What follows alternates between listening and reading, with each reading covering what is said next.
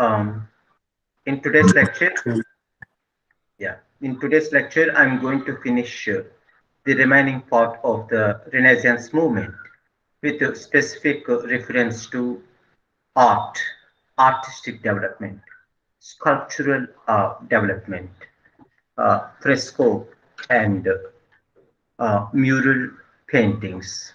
In today's lecture, I will be exploring the lives of famous Italian Renaissance artists such as Leonardo da Vinci. The name of Leonardo da Vinci came, da Vinci was that Leonardo from Vinci.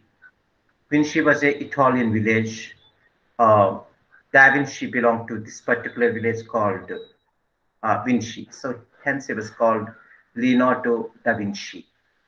In Italy, you call it Leonardo da Vinci. Uh, so we'll be focusing on the uh, biographical sketch of Leonardo da Vinci, Michelangelo, and Albrecht Dürer. We know that Michelangelo and Leonardo da Vinci were from Italy and part of expressing this Enlightenment ideals of the Renaissance movement. Whereas Albrecht Dürer belongs to Germany. He was from Nuremberg. Albrecht Dürer also represents this kind of, revival of skillful understanding of material world or humanistic world. Uh, that was part of understanding the quintessential nature of the Renaissance movement uh, during um, uh, uh, during 15th and 16th centuries. So this was also we call it as High Renaissance period. High Renaissance period is the period that actually uh, fundamentally depicts uh, the quintessential nature of the Renaissance movement. Before we were to understand this artistic accomplishments of Leonardo da Vinci, Michelangelo, Raphael, or Albrecht Dürer, we also need to know how humanism came to the fore. Parts of humanism I have explained in our previous lecture, but today I'm going to dwell upon few more points concerning understanding how Renaissance as a cultural and revivalistic movement was linked with the idea of humanism. Um, while the spirit of the Renaissance ultimately took many forms, initially it was expressed by the intellectual movement called humanism. So, what is this humanism? Humanism was initiated by secular men of letters, rather by the scholar clerics who had dominated medieval intellectual life and had developed the scholastic philosophy. So, by means, when we understand humanism, that was depicted in the artworks of Leonardo da Vinci, Michelangelo, Raphael, and Albrecht Dürer and others. They were inspired by this philosophy of humanism. So, this philosophy of humanism created an intellectual class who were not scholar clerics. Scholar clerics belong to the Holy Roman Church or Roman Catholic Church. So they dominated for centuries scholastic philosophy, not allowing the common people to read, write, or interpret.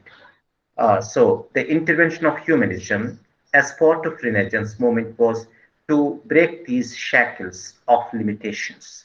So humanistic scholars came to the fore.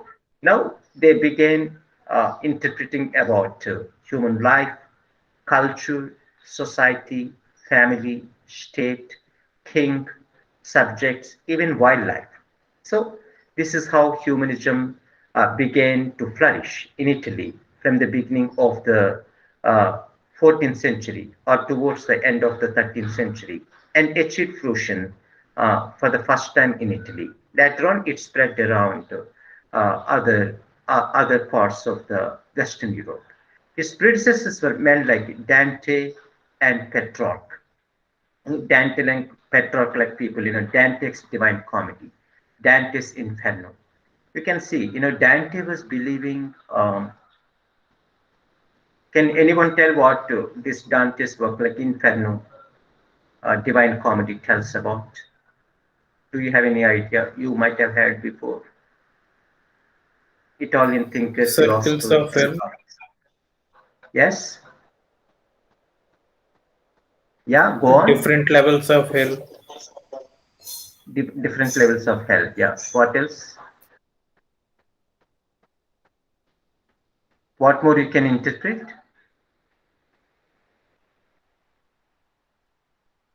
Yeah, go on. Okay, different levels of hell. Dante's Divine Comedy tells about human cycles of suffering.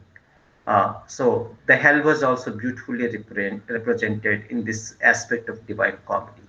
Uh, you know, in Indian mythological, metaphysical tradition, we are considered as part of Brahman. No, you read Upanishadic philosophy, ancient Upanishadic philosophy prior to Buddhism and Jainism and Ajivikas. It tells about I am Brahman, Aham Brahmasmi, I am Atma Brahma. These are the Sanskritic textual tradition. Once upon a time in classical Indian age emphasizes that we are part and parcel of the supreme God. Whether God does exist or not is a debatable question, but this was the widespread philosophical world that prevailed among ancient Indians of this Sanskrit tradition prior to coming of Buddha and Mahavira and others like Ajivikas and other heretic sects.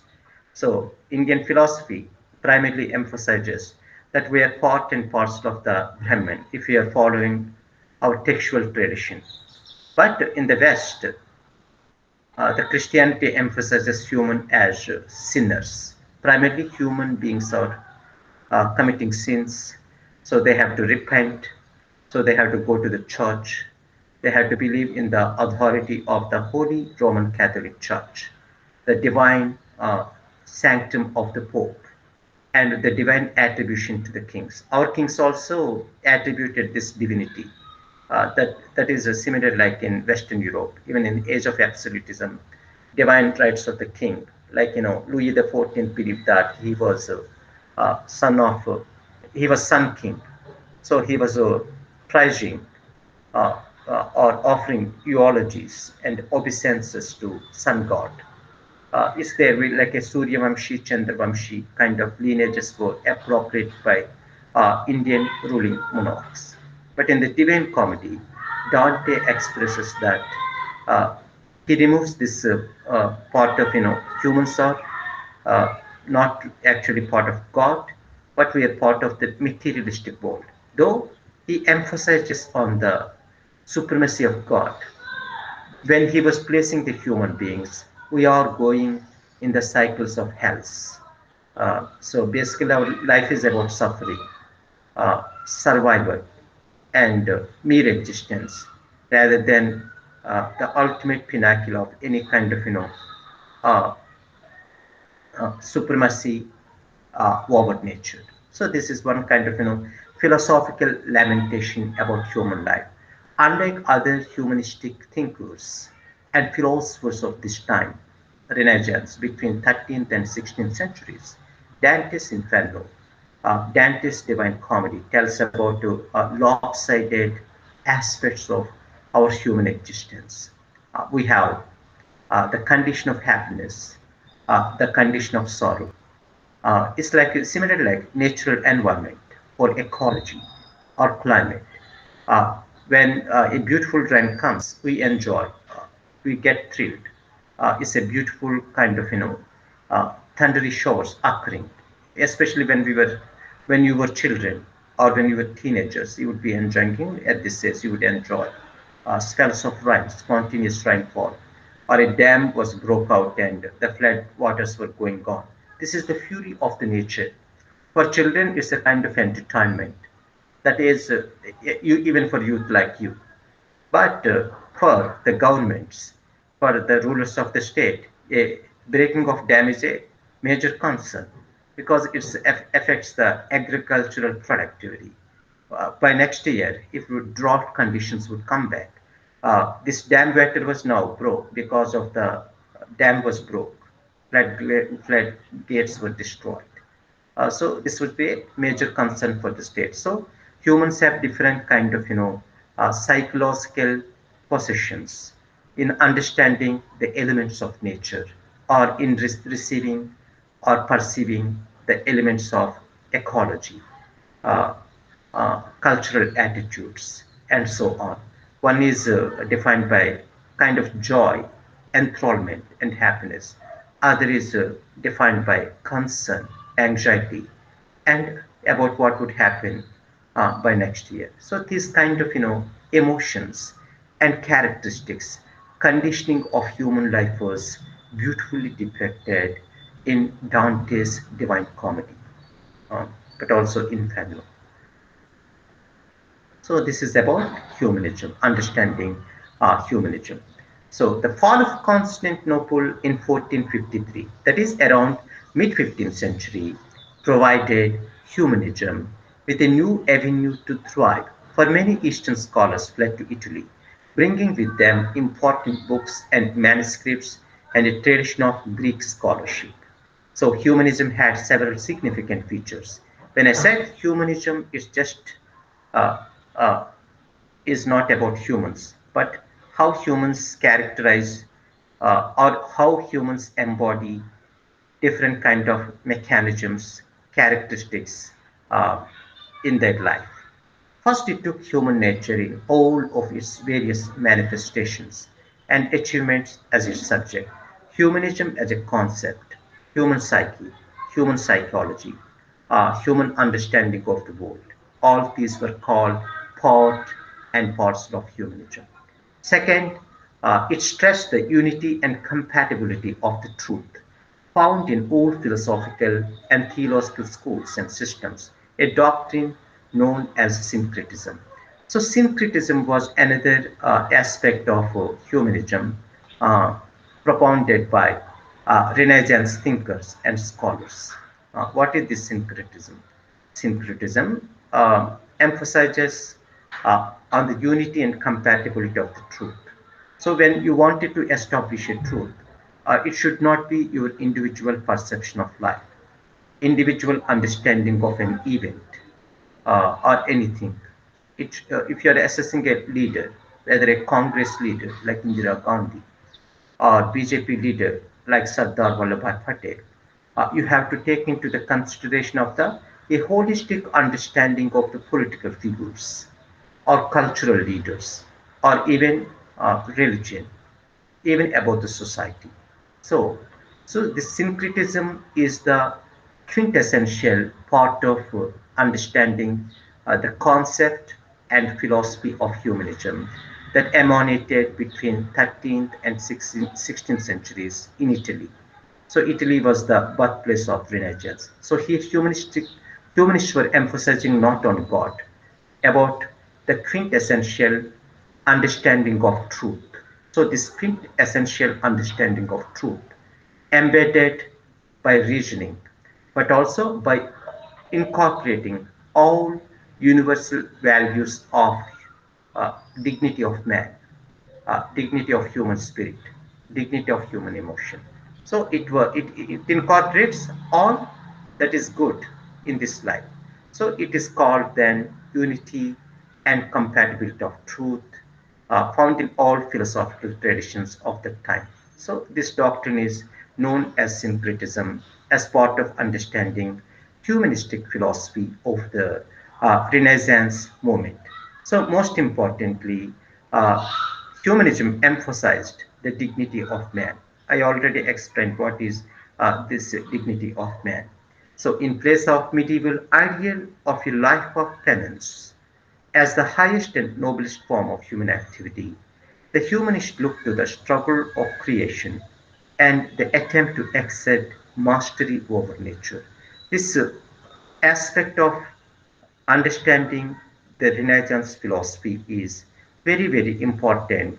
The way mercantilism, concepts like mercantilism was born from countries of Western Europe. Then you have capitalism, you have age of exploration, you have age of colonialism. So this humanism also gave a way to accept mastery over nature. That was the primary rationale behind why Europeans were after discovery of the New World, discovery of non-European countries through sea route. Compass was invented. Newton's gravity of law came to the fore. Science was developed. Physics, astronomy were at its peak during this Renaissance movement. All these developments were emphasizing that humans can exercise their intellect, shrewdness, and sharpness in benefiting the entire humanity by discovery of the new things. So they can win over the nature. You can cut down the forest. You can build a road. In those times, forests were quite large. Wildlife was dominating. Natural environment was dominating the human world. Now, what we are doing, we are too much into urbanization, rapid decline of the environment. Then we have pollution, we have diseases. Our life has been expanded. We have COVID-19 like diseases spreading globally because of our rapid urbanization and interconnectivity between countries with the aeroplanes, fast machines, fantastic roads, expensive cars, and so on. So this was the thing. But this kind of idea was basically born from the philosophy of humanism. Now it's materialism. It's no longer humanism, what we are living in the 21st century. It is the materialistic content of life, what we had in the 21st century. Unlike this material content of life, for the first time, in at that point in time between 13th and 16th centuries, they were coming out of the shackle of darkness of the authority of the church, authority of the pope, authority of the kings or ruling oligarchies. So humanism played such kind of role in instilling that human dignity is more important than Bible and God. Finally, humanism looked forward to a rebirth of a lost human spirit and wisdom. So this is why Leonardo da Vinci and Michelangelo were very, very important. So in the course of striving to recover it, however, the humanists assisted the consolidation of a new spiritual and intellectual outlook and in the development of a new body of knowledge. For artists like Leonardo da Vinci, Michelangelo, Raphael, and Albert Durer. This is about an consolidation of spiritual and intellectual outlook rather than about church and God. So this is called a rebirth of the a lost human spirit and wisdom. This I will explain with the example of the paintings done by Leonardo da Vinci, Michelangelo, and others.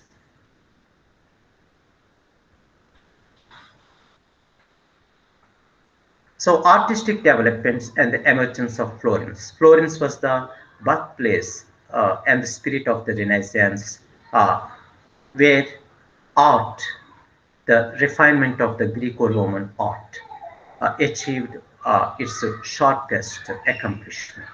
So art came to be seen as a branch of knowledge, valuable in its own right, and capable of providing man with images of God and his creation, as well as with insights into man's position in the universe. Though artists were drawing about, most of the artists were commissioned by, like I said, uh, Roman, Holy Roman Catholic Church Pope Julius II commissioned uh, sculptors, artists, painters like Michelangelo, Leonardo da Vinci, Raphael, and others. Uh, but what they were doing, these people, they are bringing the humanistic touch to this art. Now, God was depicted in human form. Look at even Hindu gods. they were depicted in human form rather than an extraterrestrial kind of thing. So they were historical figures like Ramayana and Mahabharata had happened. Now we are worshipping them as gods. But there is a kind of, myths and legends surrounded his kind of, understanding the epic age. Uh, it's unbelievable what they were showing, like mythical powers, uh, like they do some archery destroying the enemy's armies, like horses were flying in the sky. These are metaphysical things. They do not exist in real human world for a rationalist mind. But in Renaissance also embedded this kind of creativity. So it's about creativity of the human mind in building up some fabulous kind of stories that we can find in classical Sanskrit texts, which were untrue, but which fascinates the creativity of our minds. So, like that, the artistic works of the Leonardo da Vinci, Michelangelo, Raphael, and others inspired this kind of creativity of human spirit embedded in their mural paintings, frescoes, their sculptural works, and so on.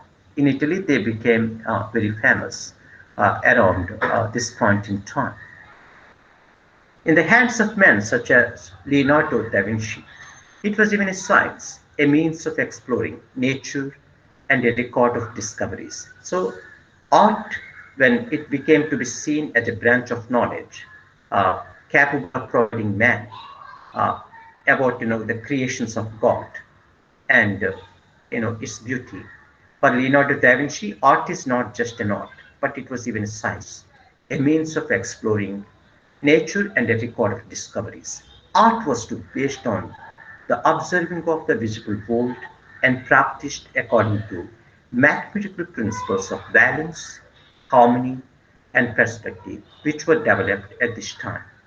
So look at the shortness, the physiognomy, anatomical perfection, as I will show the picture of, I mean, the statue of David, sculpted by uh, genius sculptor and artist and painter like Michelangelo. It tells about the perfection of the uh, anatomical uh, uh, uh, anatomical accomplishment, understanding uh, with a scientific temper about the beauty of physiognomy. So, art during this time is not about art, it's also about science. So, art was to be based on the observations of the visible world and practiced according to mathematical principles of balance. So, Leonardo da Vinci, Raphael, and Michelangelo were uh, not just artists, they were not just sculptors, they were also scientists because their art and sculptures were based on the mathematical principles of balance, which include the elements of harmony, understanding the perspective of human spirit, understanding the perspective of human anatomy, human physiognomy, which were developed, took its accomplishment around this time. What is the other way of understanding this artistic revivalism on Greco Roman lines was the dignity of man, uh, found expression in the arts. In Italy, the Renaissance proper was preceded by an important proto Renaissance in the late 13th and early 14th centuries, which drew inspiration from Franciscan radicalism. So, what is this Franciscan radicalism that inspired artists like Michelangelo, Raphael, and Leonardo da Vinci? Saint Francis of Assisi had rejected the formal scholasticism of the prevailing Christian theology and gone out among the poor, prizing the beauties and spiritual value of nature. Nature as a form of God was emphasized. Instead, church and the Pope as the representatives of God. This was envisaged and propagated by Saint Francis of Assisi, uh, who rejected the formal scholasticism and the extant Christian theology of the time in Italy. So he went among the poor of the Italy, praising the beauties and spiritual value of nature. His example inspired Italian artists and poets to take pleasure in the world around them. So this material concept of life, what we are enjoying in the form of, uh, you know, buying a Domino's pizza or walking on a beautiful road. Some people buying lavish cars or buying a real estate home, buying a 52 like Sony TV. These are the is part of capitalism. Capitalism was quite rampant in the United States, but India is also a capitalist country.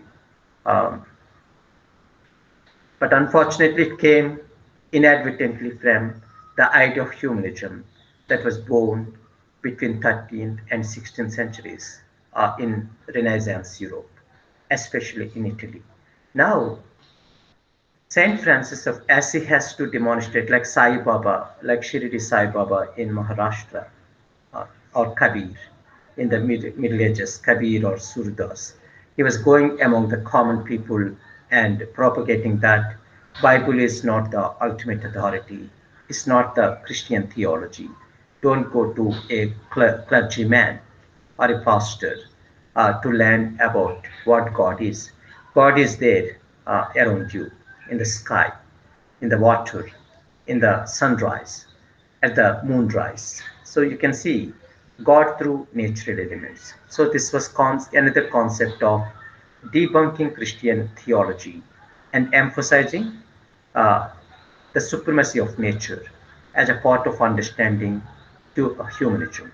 So now he is saying that God has given this birth for us to enjoy the material benefits of the world rather than observing penance and austere life.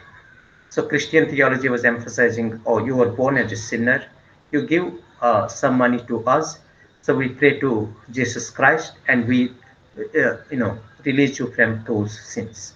Like we have karma theory. Karma tells about, if we have committed some kind of sins in the past, we are going to suffer in this life. So this is a belief system. So this kind of belief system actually prevailed in Europe uh, from 10th century to until the arrival of the Renaissance. Now people like Saint Francis of Assisi were debunking this kind of prevailing Christian theology. Instead, he emphasized the beauties and spiritual values of nature. When you appreciate the natural environment, your immediate vicissitudes of ecological changes, rose garden, or in your garden, various varieties or species of flowers, various species of birds visiting your garden. If you plant large trees, it certainly would attract lot of exotic birds. So Saint Francis he was saying that enjoy watching a bird, watching a swan or a duck in a lake, or geese, watching some kind of exotic birds, or watch the sun was rising from a beautiful mountain landscape. So he was fundamentally replacing ecological aesthetics, ecological beauty of the environment as form of spirituality, as a form of the emanation of God, rather than Christian theology. So it inspired people like Leonardo da Vinci, Michelangelo, and Raphael, and others. So this is a way of understanding these artistic accomplishments. Uh, Poets also took pleasure in the world around them. Then I told about Giotto, right? Giotto was the father of the Renaissance period. Giotto belongs to 1266 to 1276. So Giotto's artistic achievement reveals a new pictorial style that depends on clear and simple structure and great psychological diffusion rather than the flair, linear decorativeness and hierarchical compositions of his predecessors and contemporaries. So Giotto was the father of Italian Renaissance, belonging to uh, latter part of the 13th century to early fourth of the early part of the 14th century. So he developed a pictorial style that gives cleanness, sharpness to the picture, sharpness to a sculpture, uh, and great psychological diffusion. It's not about sculpting a statue, but the statue has a humanistic features. It has expression of emotion. It could smile. They could show an angry statue, a statue representing the emotion of anger, emotion of anatomical perfection, precision of this physiognomy. I will show in again with the illustration of the Michelangelo's David, what this artistic pinnacle that occurred during this period in Italy as part of understanding the Renaissance movement.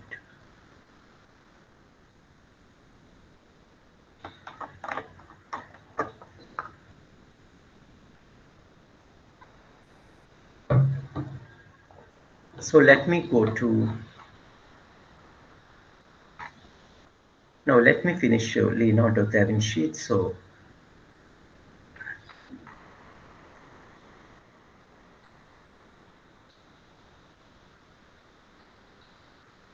first, let me share my so with the example of this, I will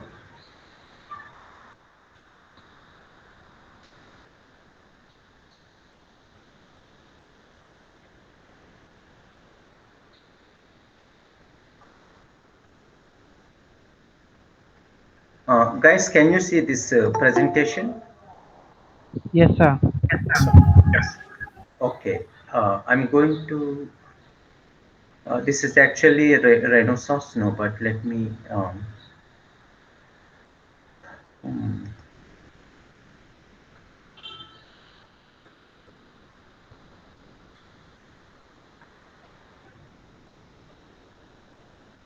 Last time I was trying to explain this thing. This is the. Can you see this art of Michelangelo? Yes, sir.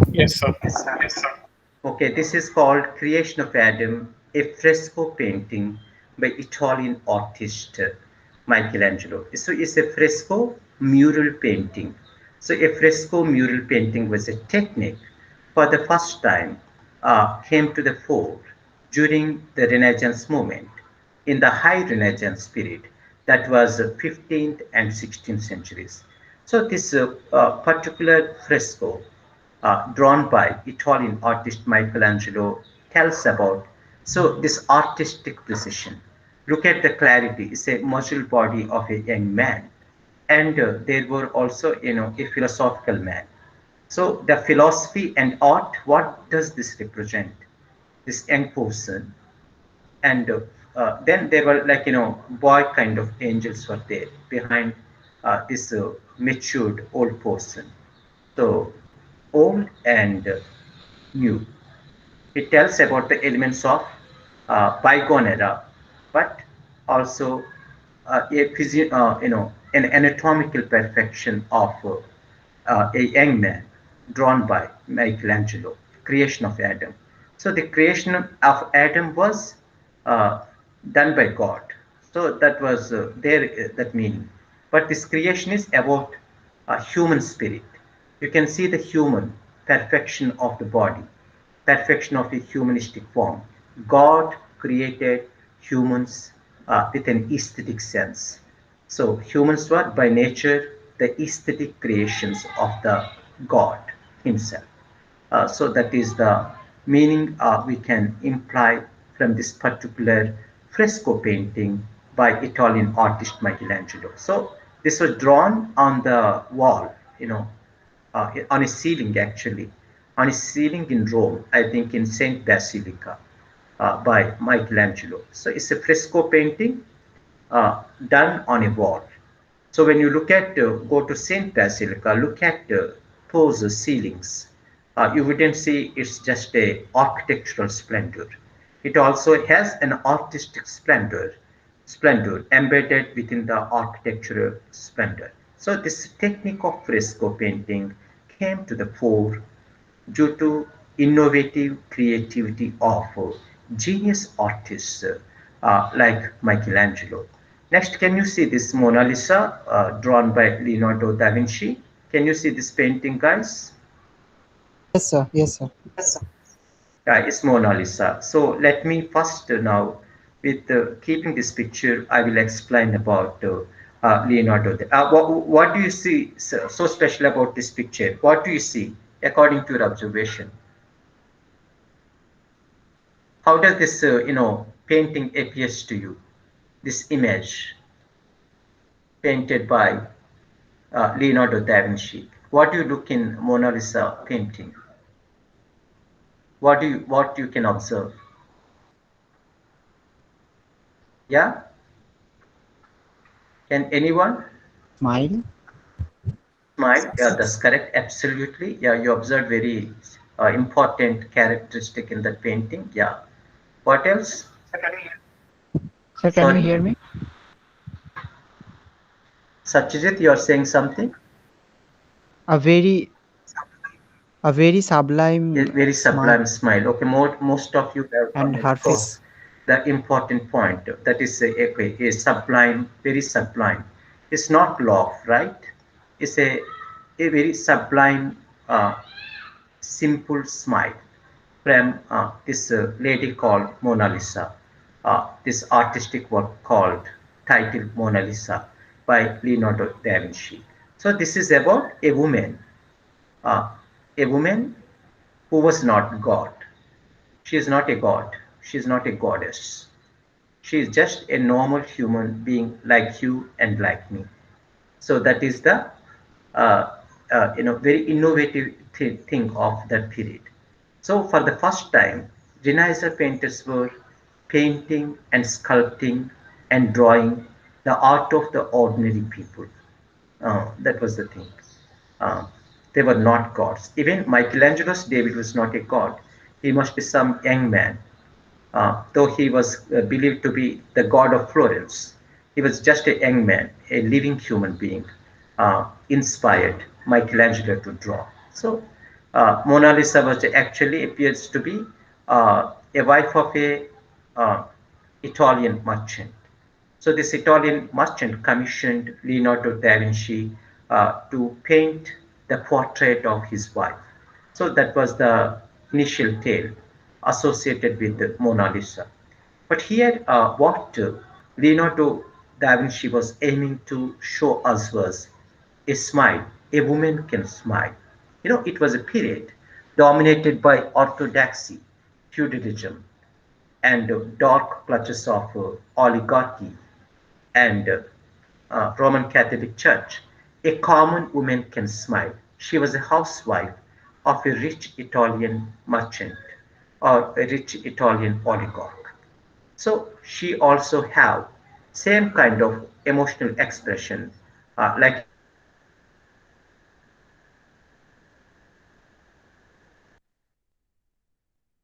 her husband. So women were always spend their time rearing children or rearing the children or rendering services to elderly in the family or to the children or to their husbands. So women were never liberated. They were subjects of exploitation. But here in this picture, Mona Lisa, drawn by Leonardo da Vinci, he was also intended to show the Enlightenment philosophy of the Renaissance. She was smiling. She was a housewife. She is now somewhat relaxing in this picture. So she is now liberated herself temporarily, though it's a temporal thing. It's not a permanent or eternal thing. Uh, from the housework of cleaning, sweeping, washing clothes, or working or ordering her servants, or cooking in the kitchen, or raising the children, or serving her husband. Instead, she was shown very relaxed with a sublime smile, showing that the simplicity of human life, especially from a gender perspective, women too can smile. They also have some kind of humanistic touch. So the smile can be seen. So Mona Lisa was an ordinary woman, a wife of an Italian merchant, And she gives this smile that women too can relax, other than they were burdened as the subjects of exploitation. Here, she was shown as a subject of liberty, not a subject of household conditioning, her household exploitation. So, this is the beauty about understanding the meaning behind Mona Lisa's artistic work drawn by Leonardo da Vinci. So, the founder of a new stage of art and its development was Leonardo da Vinci, the most phenomenal figure in the history of world culture. So Da Vinci personalized an ideal human of Renaissance. He realized himself as a sculptor, painter, and musician. So we know only him as an artist and sculptor and painter, but he was also an accomplished musician. Left a great number of records about art that after his death were published in the title Book of Art. So, in what way Da Vinci perfected this fresco or mural painting skills?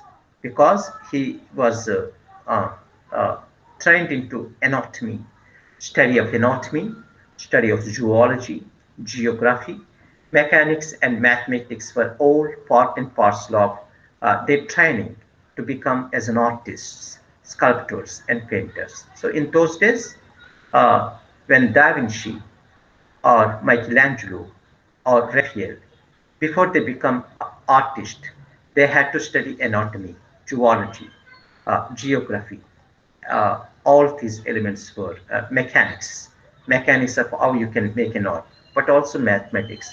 Without mathematics, we wouldn't be having the David statue or other artwork like Mona Lisa or the Lost Supper drawn by Da Vinci or Michelangelo. So they were into mathematics. It tells about if they were given a kind of architectural assignment of a mural fresco painting on a ceiling or on a wall or a sculpturing of a statue, they also need to know perfect mathematic measurements. Look at our temples do have this kind of mathematical thing. But again, our artistic work, especially belonging to uh, previous period, um, prior to the 10th century AD, did not have this kind of deep intrinsic study of human anatomy. Human anatomy was part of their training, whether it's Leonardo da Vinci, Raphael, or Michelangelo. Uh, so all of that could be explained by unique approach of the inventor, who was interested in the very process of training and knowledge more than in the final result. So for Leonardo da Vinci, art is not about accomplishment of a final result. It's about the process of training and knowledge rather than accomplishment. Like as a master students, uh, you are interested in learning something rather than getting highest marks, or rather than you know looking for a job out of uh, MA program. That is important. Of course, you want to become civil servants, you want to enter into state group services, or you also want to become enter into academia to become professors. That is there. But if I were to explain the artistic process of Leonardo da Vinci, art was not an accomplishment in itself. It's about the process of training and achieving the skills. So, like that, it's not the end result of your MA program, but learning and thinking and understanding of this program through lectures, through writing your coursework exams or internal assignments, but also discussing about yourself in improving your language skills, presentation skills, critical thinking skills. This is what the process matters rather than the end result. So this is about Mona Lisa. Mona Lisa is not is an accomplishment of his work. For Leonardo da Vinci, is the process that matters as an accomplishment of uh, Renaissance art rather than uh, the end finishing result. So his most famous paintings are Mona Lisa, and the Last Supper. I also will show Last Supper. The last one is the most reproduced religious scene of all times. I will show this Last Supper. I think I didn't have this thing. So Last Supper was another painting, uh, uh, drawn by Leonardo da Vinci. So here again, he brings this kind of, it's a theology, but theology was brought into within the realm of humanistic understanding. So that is the speciality of the techniques of art deployed by Leonardo da Vinci.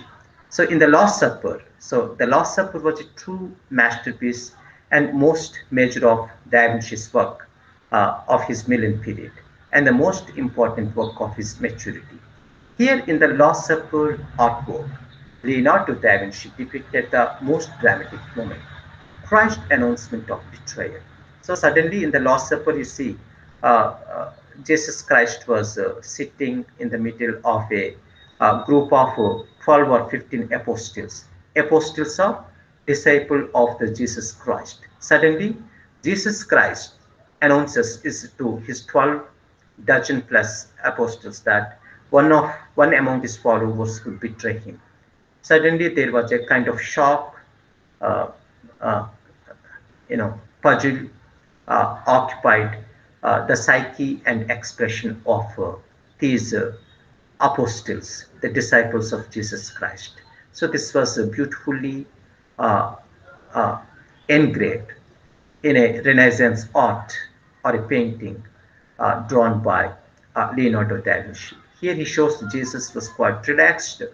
Then Saint Judas, I think Saint Judas was the one who betrays eventually the Jesus Christ in that. But the all expressions.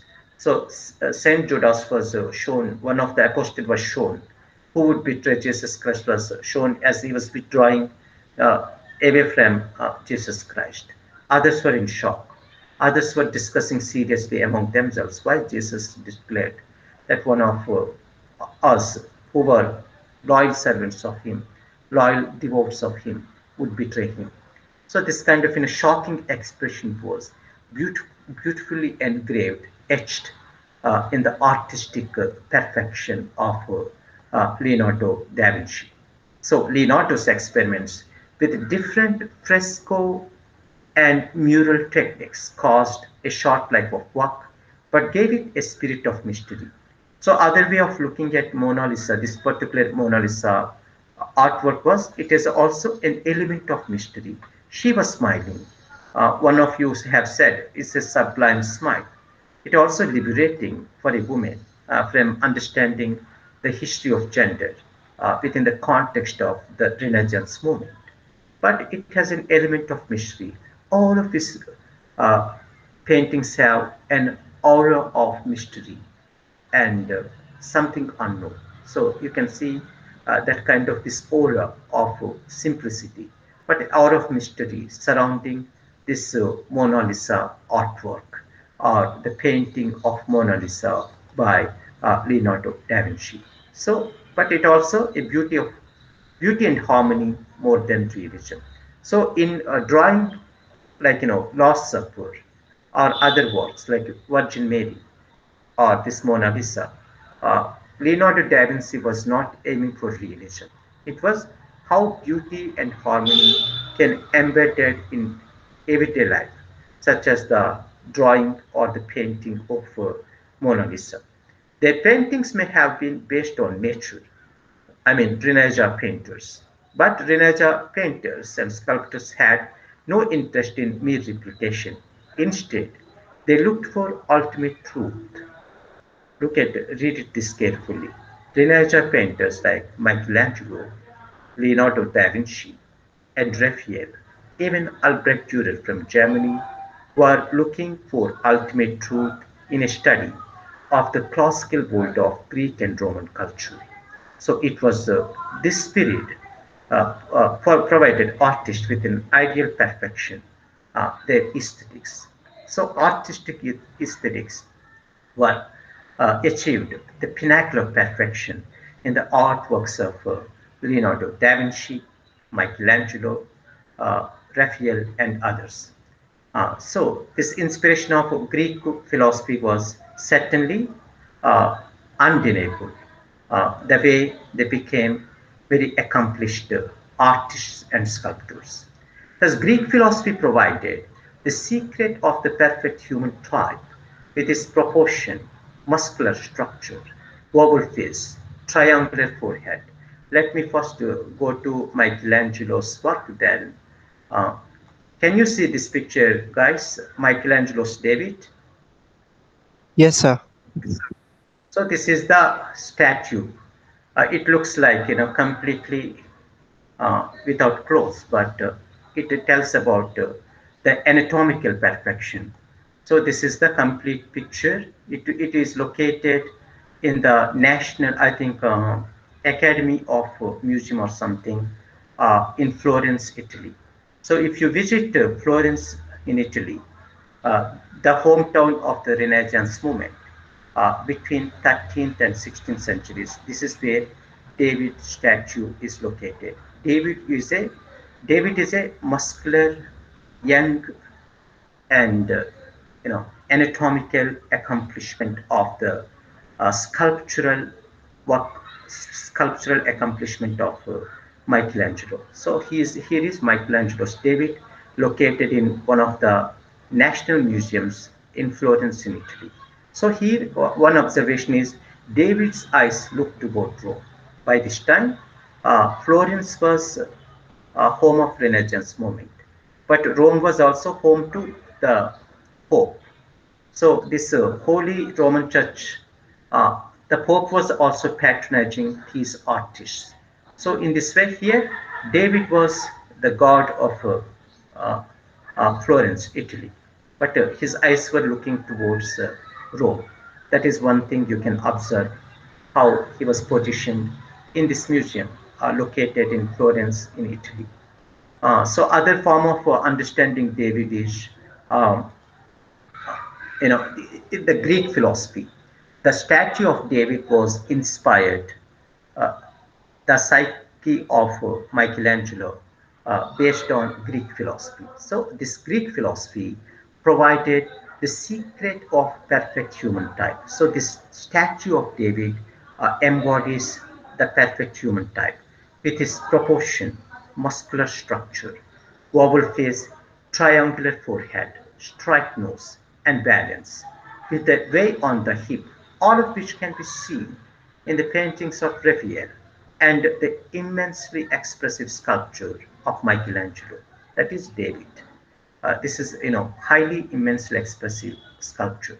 The latter, in particular, was never afraid to be bend the realistic rules of anatomy and proportion. So, the other way of understanding this sculptural accomplishment of Michelangelo was bending the realistic rules of anatomy and proportion in order to increase his power of expression. So, it's the power of muscular structure, power of uh, proportion, of understanding the rules of anatomy. So this was depicted in these sculptures and artworks. So it was through classical Greek philosophy that Renaissance theorists and artists developed the idea of humanism. Humanism was a way of thinking which attached more importance to man and less to God. So here, Michelangelo's David and Leonardo da Vinci's Mona Lisa were examples of human anatomical perfection, human simplicity. They were not gods, they were not villains, they were mere aesthetic representatives of human spirit. So humanism can be seen. Other thing I forgot to mention, why I am actually showing these artworks and sculpture work of Michelangelo, David, and artwork of uh, Leonardo da Vinci's Mona Lisa. They represent as humans. So this is humanism expressed in the artworks of Michelangelo and Leonardo da Vinci. So, so it imbued Renaissance art with its unique pattern, exemplified in works like Leonardo's Mona Lisa It was Mona Lisa, I said, was a non-religious painting. And Michelangelo's David here, which I'm presenting currently, a more human than religious statue. And Raphael's school, secular fresco school of Athens, that also I will show. Even when high Renaissance artists painted religious paintings or sculpted a religious scene, very often they were not glorifying God but man. So the purpose of other way of interpreting the statue of Michelangelo's David and the artwork of uh, Leonardo da Vinci's Mona Lisa was they weren't glorifying God, they were glorifying the human spirit. They were glorifying the man and the woman. So that can be seen in Mona Lisa and uh, David. So, what this Mona Lisa and the sculptural splendor of accomplishment by Michelangelo's David were, they were exalting the ideals of classical aesthetics. Classical aesthetics were embedded in this artwork of Mona Lisa and Michelangelo's David. Um, so, after the downfall of his patron Ludwig Sforza in 1499, Leonardo da Vinci escaped to Venice and then to Florence. There he gave birth to one more series of portraits, included La, uh, La Gioconda. This La Gioconda. La Gioconda was nothing but this painting or the artwork or the portrait of Mona Lisa. Mona Lisa's original name was Lisa Gherardini. She was an Italian woman. This exquisite work of High Renaissance portrait of art is named after its subject, Lisa Gherardini in Italy. That is Mona Lisa, the wife of a Florentine merchant, painted between approximately 1503 and 1506. It nearly took 2 years for Leonardo da Vinci to finish this work of Mona Lisa. Mona Lisa is an instant of total illumination, carried with equal intensity through the rocks and sky in the background. One thing I didn't tell you, which it may not be perfectly visible to you, but if you visit museums in Italy and watch closely uh, the painting or the artwork or the portrait of Mona Lisa, beneath this figure Mona Lisa, you also can find the rocks and sky in the background. The artist draws the mysterious smile of Mona Lisa. Someone said subtle smile or sublime, a smile of sublime. Uh, Mona Lisa, to shed some light on the portrait, those who appreciate the power of art or aesthetics of art. Other way of interpreting Mona Lisa drawn by Leonardo da Vinci and Michelangelo's sculptural accomplishment of David was uh, the embeddedness of uh, artistic aesthetics or other way of aesthetics of art. That is my interpretation of understanding the artwork of Mona Lisa and Michelangelo's David.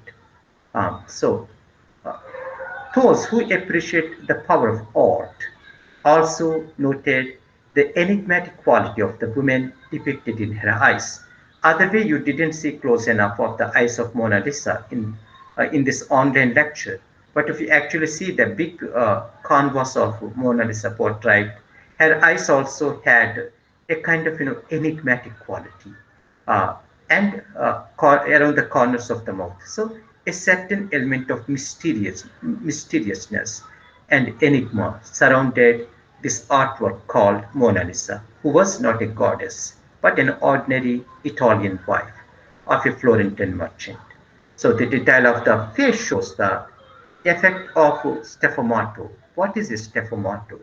Sfumato is a technique deployed by Renaissance artists like Raphael, Michelangelo, and Leonardo da Vinci. Is nuancing the physiognomy of the human body, human face. Look at the face of David, uh, but also face of this. David was a sculpture, Mona Lisa was a portrait. But look at this face, look at this nose, perfection of the lips, perfection of the eyes of David looking towards Rome. Look at his eyes as well, his ears.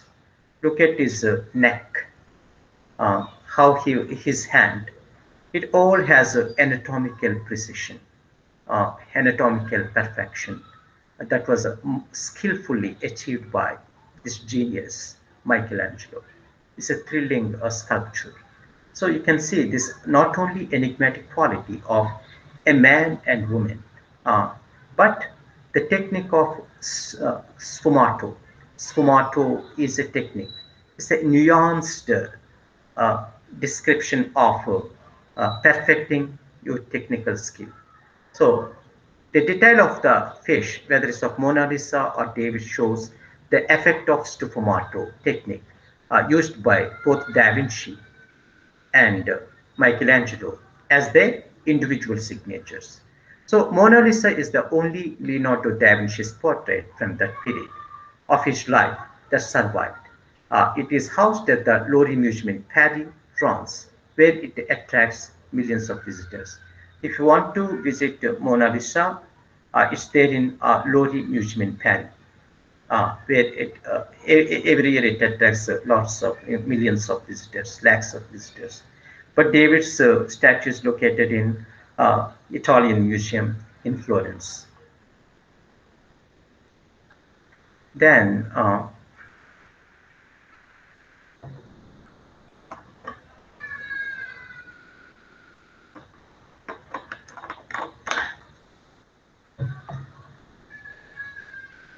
then let me discuss about Michelangelo. Then I will stop this lecture. So Michelangelo belonged to the period of 1475 to 1564. That is towards latter half of the 15th century to first part of first that is 15 he died in 1564. So he lived around 64, 70, 80. Yeah, 80 plus years he lived. So Michelangelo was born on March 6th, 1475 in Caprese. Caprese is a small village in Italy. So Michelangelo was by birth Italian, and he was born in the year 1475, died in 1564. During his childhood, Michelangelo lived in Florence and spent a lot of time in a family manner in the countryside. You know, Michelangelo's father was the son of a noble family and worked as a mayor of this Caprese village. It's a Caprese small town in Italy around this 15th and 16th century periods. So though his father was a mayor, they were not well off. Their grandparents were well off because mayors of the towns in Italy around this time were receiving little salary. So Michelangelo's father was not a well-off man. So this is the biographical background of Michelangelo. But since childhood, uh, his father worried about the son's state of mind. You know, when he was a child, like of 6 year old, Michelangelo has this strong psyche of very reserved, nervous, shy, irritable, and unsociable. Unlike Leonardo da Vinci, who was quite approachable uh, to his fellows when he became a famous artist, Michelangelo's persona was characterized by irritability, shyness, and reservedness. When he was producing a kind of, sculptural wonder like David and other big works, we can see, oh, he was a great genius. But in reality, he was very shy, very reserved. He wouldn't socialize with his fellow artists. Or when he was a child also, he wouldn't much socialize with other children. So his father feared. So he was sent to later to a school of art. So there his friends encouraged or instilled a kind of spirit in Michelangelo. You can become a good artist. You have this kind. One day he was drawing some kind of this art, around this time. So on a wall with a this kind of uh, drawing chalk. So when they shown Michelangelo was drawing very good, his friend said that Michelangelo, you were not good in reading, but you are very, very brilliant. The way you drew this art with your chalk.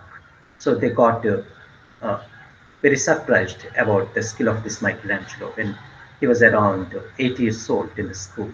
So his friends at the school, when he was 8 years old, did it inspire him uh, to kind of take extra interest in art rather than in literary education.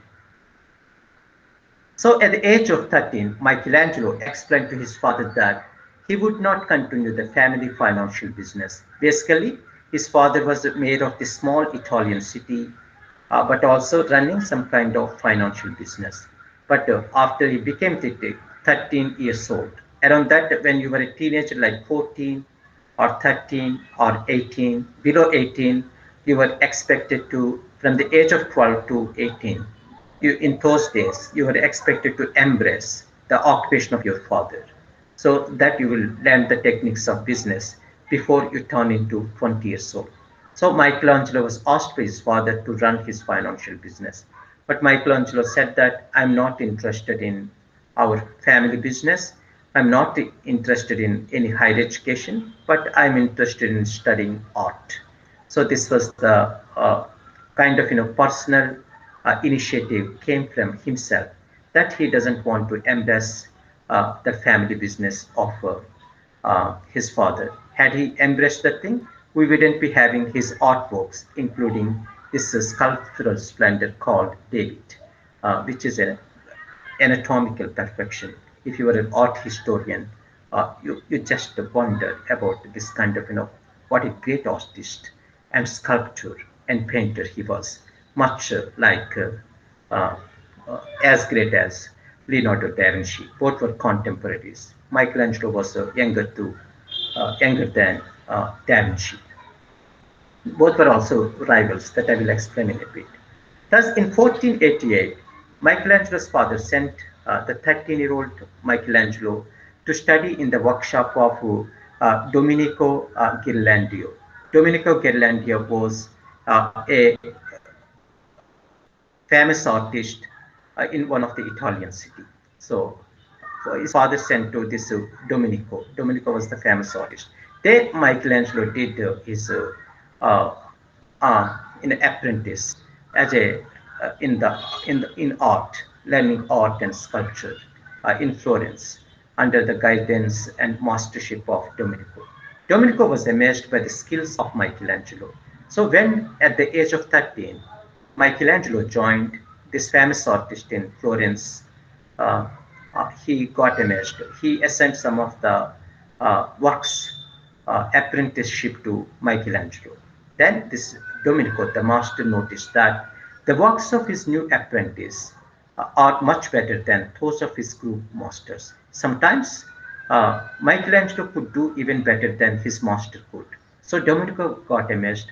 Oh, this boy is just 13, 14 years old, and he sculpts this statue better than me, and he paints this particular art better than me. So that's how Michelangelo got the attention of the one of the famous artists in Florence at that point in time. So now he got uh, his artistic talent was spread across Florence in Italy. So there was a Medici family. Medici was the ruling oligarchy of this Florence. So they invited Michelangelo to do some of the beautiful works. So a year later, Lorenzo da Medici, Medici was the ruling oligarchy, invited Michelangelo to his palace. So he showed Michelangelo his guardians and beautiful collections of ancient works. Michelangelo independently mastered the sculptor craft. He made sculptures from clay and unmistakably copied the works of his predecessors, accurately choosing the techniques that could help him to develop his own styles. So, what happened when Michelangelo had personal invitation from the ruling class family of Florence, that is Lorenzo da Medici family. So Medici shown some of his guardians.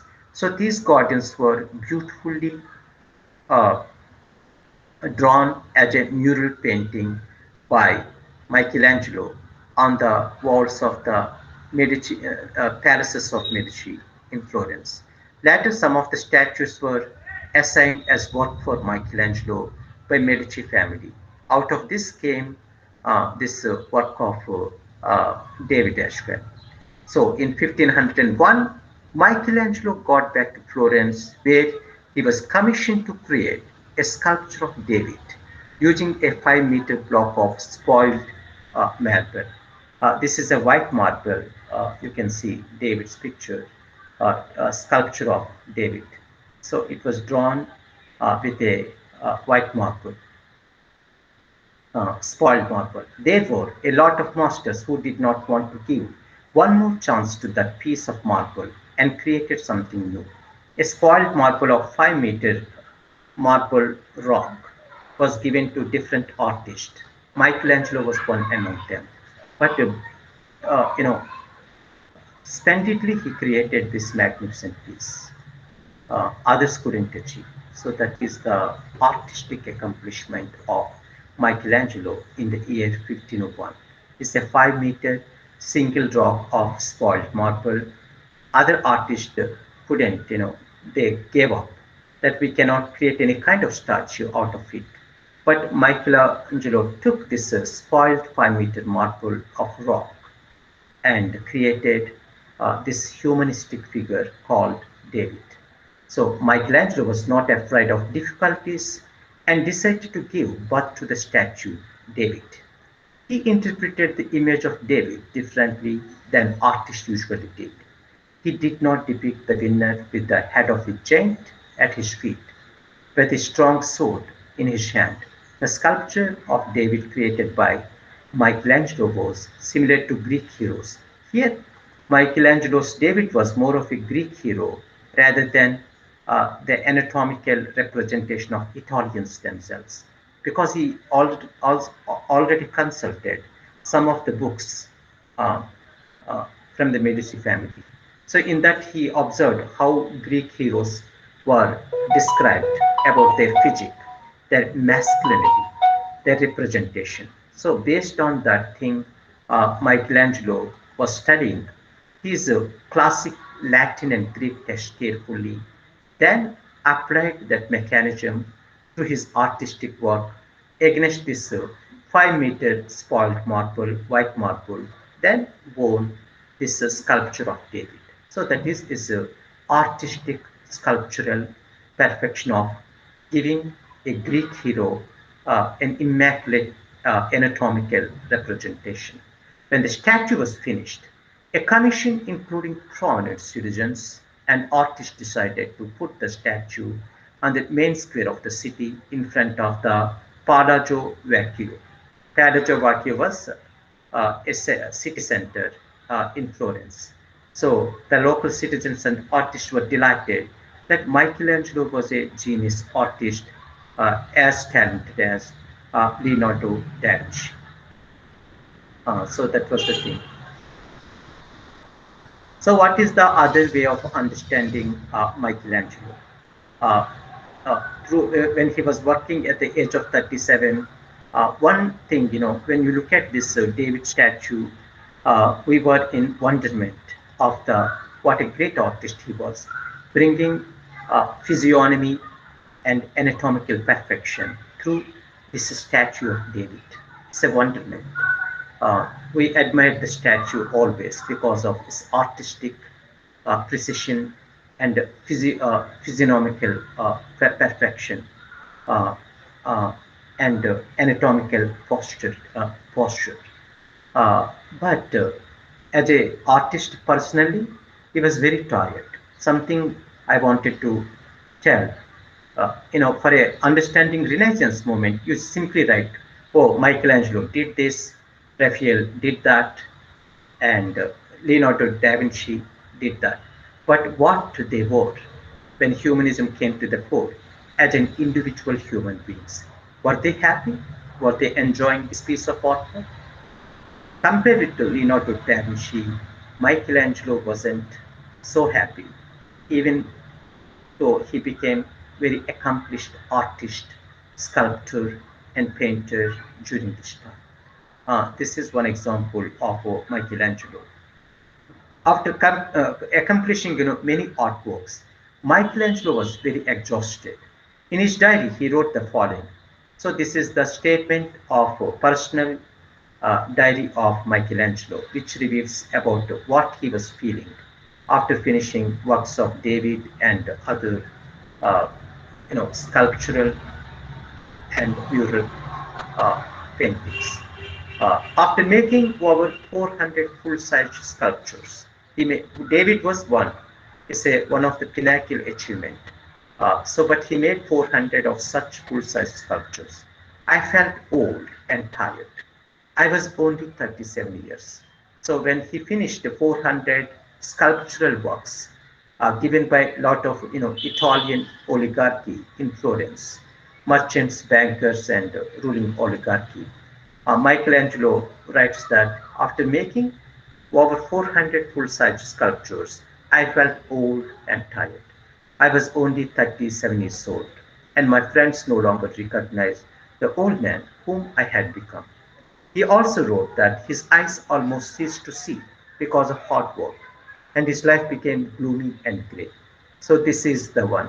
When we look at the sculpture of David and other artistic works of Michelangelo, we see, we wonder, what a genius, what a legacy, you know, stupendous legacy he left for us for posterity after hundreds of years. But Michelangelo was gloomy and grey. He was saying that I looked very tired and old. So his friend said that Michelangelo, you look very old.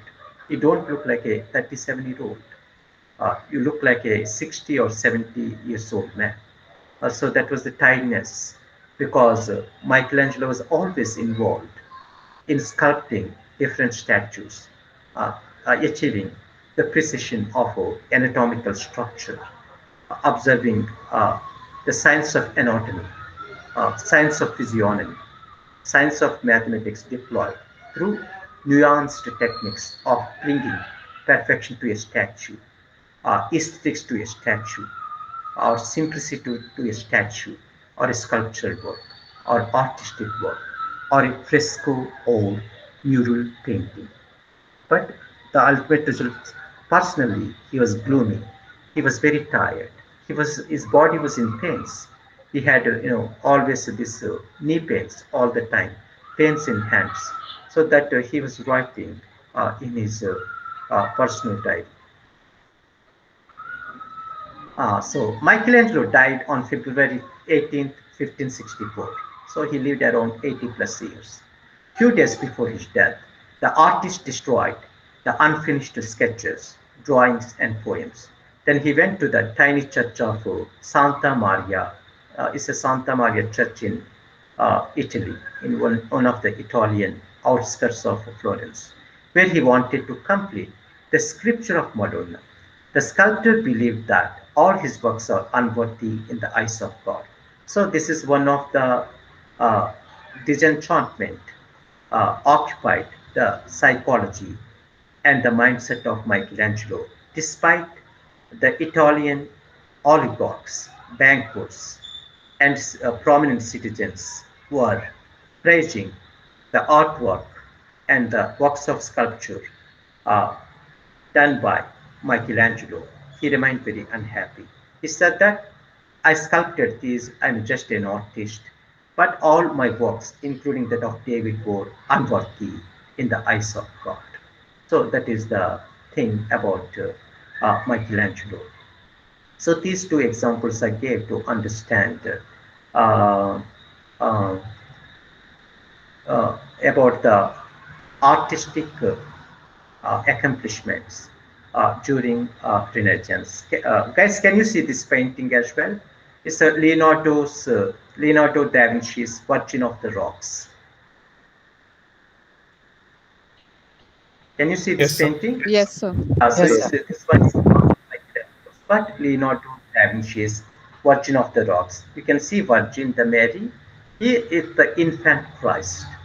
But there was another like the angel uh, doing obeisances. You can see when our Hindu gods, if you look at Raja Ravi Verma's paintings, you can see how Brahma or Vishnu or Shiva were offered by offered obeisances or prayers by demigods. Like that, you see Virgin Mary here, and this is infant Jesus Christ.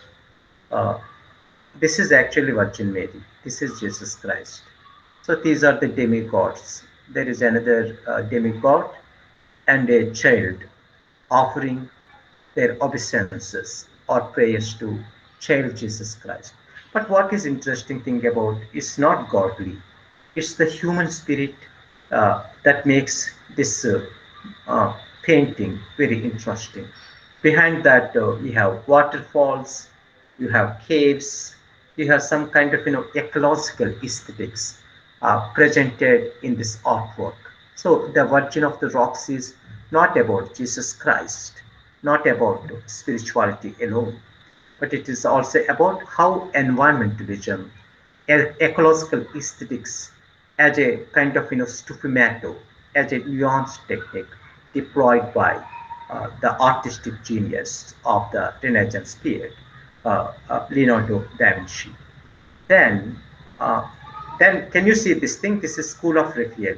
This is the painting of the Raphael, Vision of the Cross. This also drawn from. This work was also sent by Roman Catholic Church. But here, what they were doing is they are instilling the spirit of humanism. Whatever the things they were drawing from Greco-Roman classic polities in depicting the humans. It's not about the church. It's not about the God. It's about how human forms were given perfection of anatomy, perfection of observing physiognomy. If you whatever you look in real life, that's how they were depicted in these mural, fresco paintings, sculptures, and other artworks. So this is School of Raphael. This was around. It took nearly 2 3 years for famous Italian artist Raphael. Uh, it was located in the Apostolic Palace in the Vatican. If you go to Vatican Church, Vatican Palace in Rome, you can see the Pope invited Raphael to draw this uh, vision of the cross. So, vision of the cross again given the idea of humanism. So, whatever this David sculpture, the sculptural statue of David by Michelangelo, the portrait of Mona Lisa by Leonardo da Vinci, or the vision of the cross drawn by Raphael, all these gives an understanding of humanism, human spirit, a study of anatomy, science of physiognomy, science of perfection, but also a kind of environmental and humanistic aesthetics embedded in these art and sculptural works. Can you see this thing? This is about a rhinoceros. Other day I was telling about a rhinoceros drawn by German Renaissance painter and sculptor and artist Albrecht Dürer. So Albrecht Dürer again belongs to around the same period as Michelangelo. He lived from 1471 to 1528. So this impression is located in the National Gallery of Art in Washington, but also you can find this print print work uh, drawn by Albrecht Dürer, the German Renaissance philosopher, painter, sculptor, and artist. It was also located, another piece was located in the Royal Collection Trust of the United Kingdom. So, what is so special about this Albrecht Dürer's uh, thing?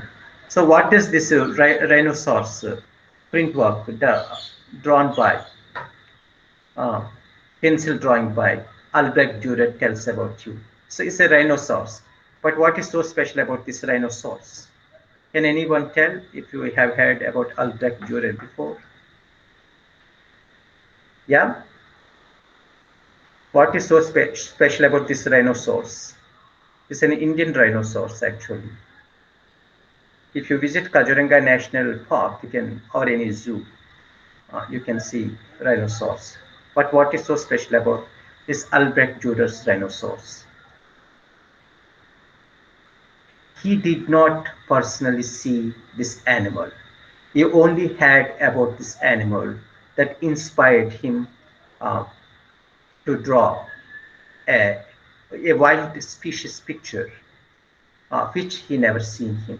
So this is the curiosity of the mind, curiosity of innovation, curiosity of accomplishing an artwork that he had never seen. Mona Lisa was there, uh, a wife of Florence Merchant, when Leonardo da Vinci was painting her portrait, when he was etching her portrait. But here is not. Uh, Albrecht Dürer, the German painter and artist of the Renaissance period, never seen a real rhinoceros in his life. He only collected the stories. So by collecting eyewitnesses' accounts, he drew this pencil sketch of the uh, um, rhinoceros. He also made a wooden rhinoceros, but this is a pencil sketch rather than pencil sketch engraving drawn by Albrecht Dürer. So it also tells about the discovery of the new worlds. So the Albrecht Dürer's this pencil sketch engraving of Indian rhinoceros tells about the discovery of the new world thanks to Renaissance influence.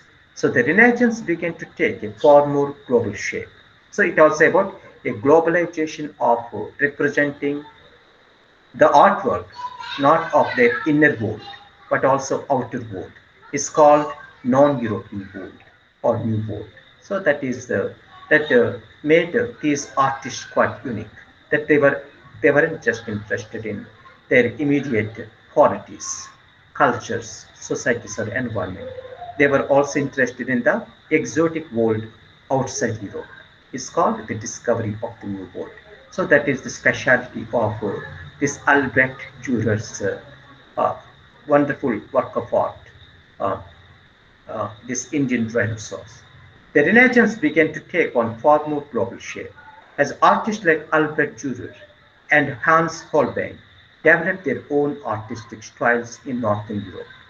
And the voyages of discovery, funded by the Spanish and Portuguese empires, uh, opened up new worlds in the Western Atlantic and Far East. So, as the flow of exotic goods from East and West reached the markets of Northern Europe, Dürer was one among many artists recording his delight at wonderful works of art, and I marveled at the subtle ingenuousness of people in foreign lands. Basically, he was referring to India. Oh, this is a marvelous animal, and I can make a wonderful work of art out of this etching of rhinoceros. So it also tells about subtle ingenuousness of people in foreign lands. He was admiring. He never met Indians. He only spoke to some of the Portuguese and Spanish visitors who went on voyage, trading with Vijayanagara Empire, trading along the south coast of India, uh, then who also went to east coast of India, had seen, then entered into mainland India, had seen the rhinoceros. So they came back, captains of the ships from European powers like Portuguese merchants, Portuguese captains on ships who voyaged to India, told about how this animal looked like, how Indian people were. So he was praising rhinoceros as a wonderful work of art, but also the ingenuousness of people in the East. So that is the personal observation of Albert Dürer. So Albert Dürer belonging to 1471 and 1528. That is again latter part of the 15th century and early part of the 16th century was a German painter, printmaker, and a theorist of the German Renaissance. So here this was a rhinoceros print. He drew with a pencil sketch. So he was also a printmaker. He snapped porcelain, parrots, sandalwood, and coconuts, many of which he incorporated into his drawings and paintings, including his famous engraving of this Indian rhinoceros. So, what is so special about Durer's artwork?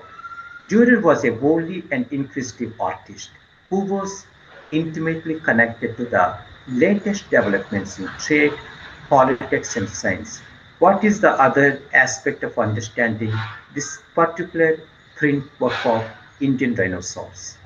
It represents is he was an artist in Germany, we know. He was also a printmaker and a theorist.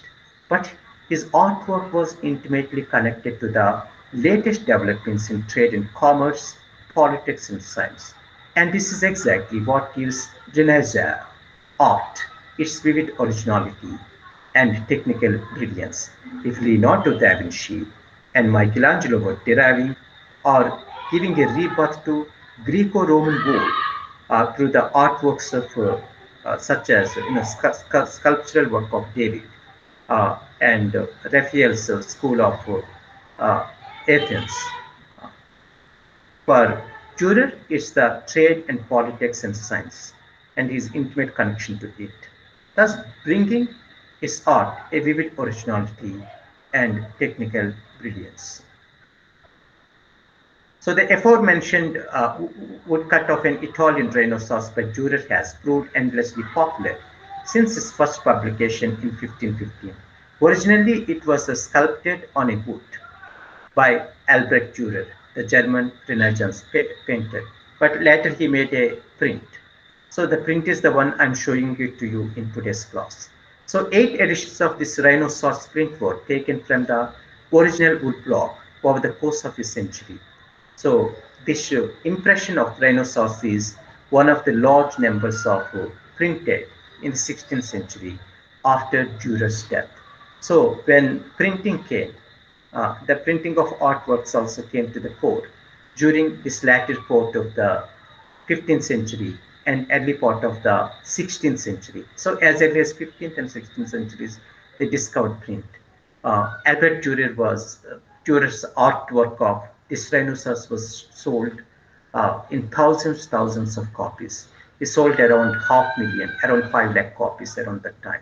So he became very popular Renaissance artist not only in Germany but whole of Europe after Michelangelo, Leonardo da Vinci, and Raphael. So he was the non-Italian but a German artist who also brought an artwork that represented a global outlook of Renaissance brilliance. So it's no longer a Greco-Roman phenomenon.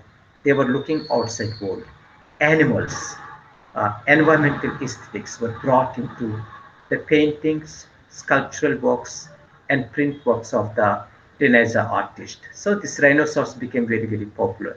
So it tells about the Europeans' exotic obsession with wildlife of India, wildlife of the eastern nations, lions, later tigers, later elephants were incorporated into later artists after Durer, uh, Michelangelo, and Leonardo da Vinci. So Renaissance engagement with exotic world is what this print work of Indian rhinoceros tells about. So over the next 2 centuries, many artists in Europe used this rhinoceros print as a model for their own depiction of the animal. From there, now they began to draw about tigers, about leopards. They were confused whether to know about a tiger or a lion. So both were wild beasts, but they were different in shape. So, but Europeans were figuring out their own depiction of the animals they have never seen. But here, what is the so technical, artistic brilliance of the Albrecht Dürer? He had never seen a real dinosaur in his life. So he drew this kind of, made this print work or sculpted on a wooden platform based on eyewitnesses' accounts. The text at the head of the print explains that the animal shown is the sent from Goa to Portugal uh, for King Manuel I. The Portuguese king Manuel I received a presentation from Goa by Goan merchants of Portuguese origin. Portuguese merchants in Goa captured a live rhino.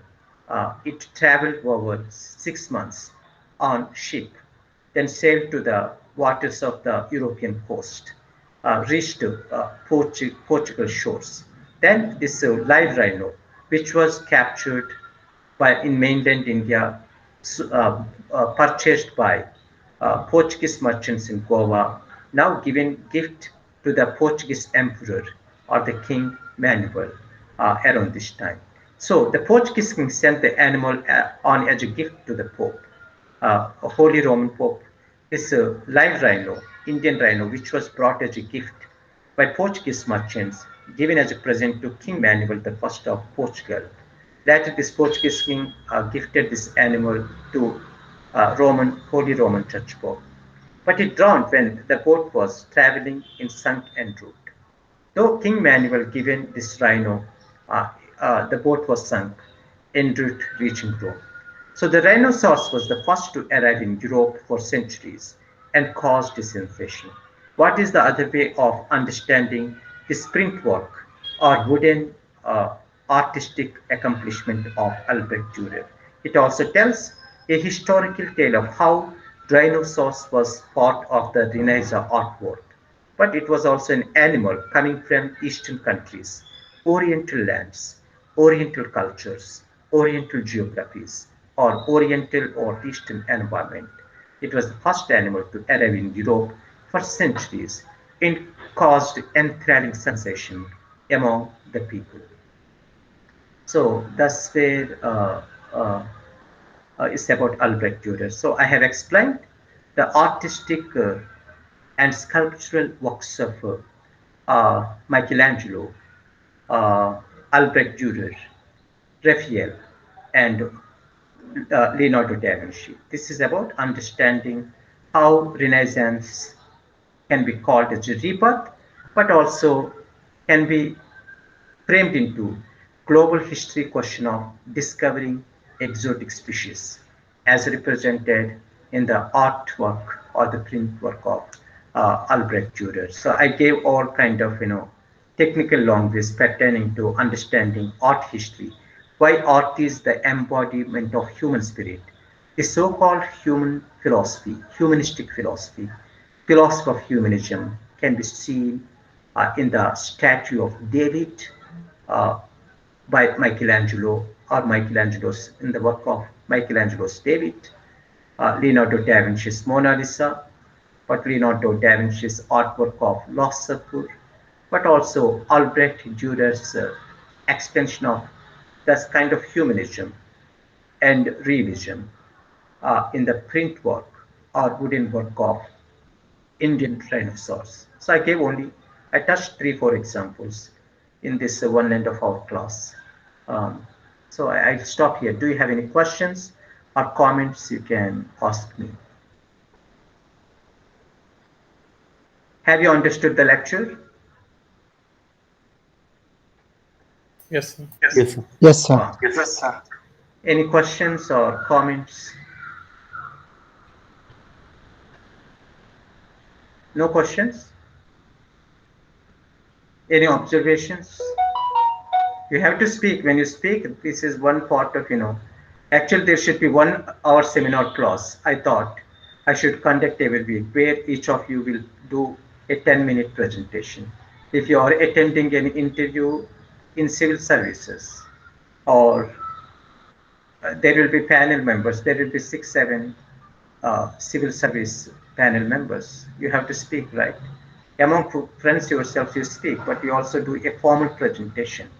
So this MA class is about your discussion participation, not about I am teaching, talking, and discussing all the time. Your involvement is required as part of understanding this course.